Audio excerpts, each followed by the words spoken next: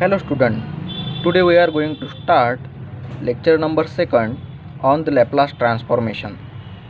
In this lecture, theorem number 1st, linear property. That means if C1, C2, Cn are any constant and f1, f2 and so on up to fn t are the function whose Laplace transformation exists, then we have to prove that Laplace of their linear combination, that means C1 f1t plus and so on up to Cn fnt is equal to C1 Laplace of f1t plus and so on up to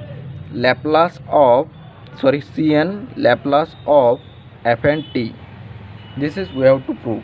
That means C1 C2 be any constant and f1 f2 fn are those functions whose Laplace transformation exists, then we have to prove that this. Now this is linearity property of the Laplace transformation. Proof.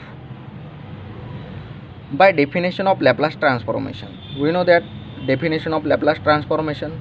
So by definition of Laplace transformation, Laplace of this side, Laplace of C1 f1t plus and so on up to Cn fnt, Laplace of C1 f1t plus and so on up to Cn fnt is equal to. Now by definition of Laplace transformation, what is definition of Laplace transformation?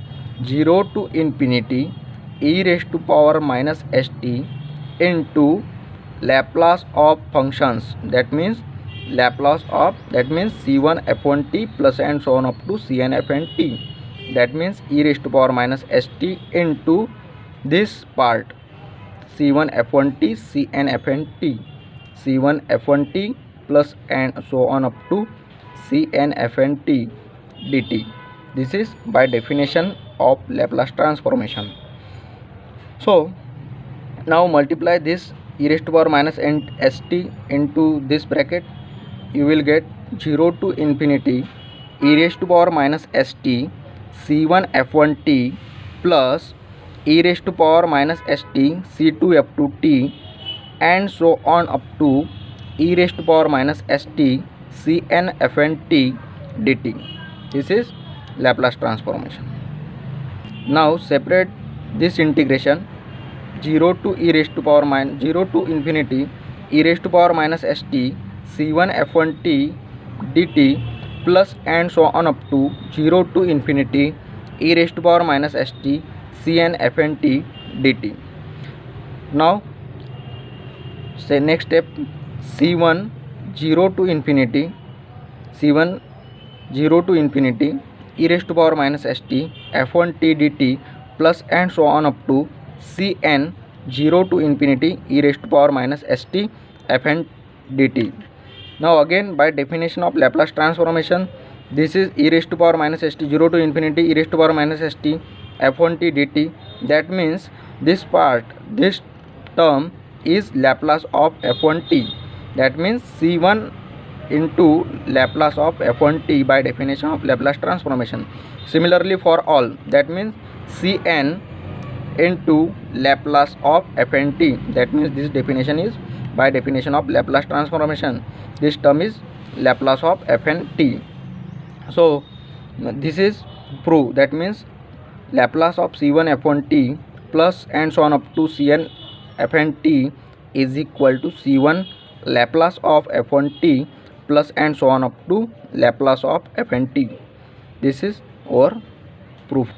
Now next example, we know that by previous lecture Laplace of t raised to power n is equal to n factorial divided by s raised to power n plus 1 when s is greater than 0.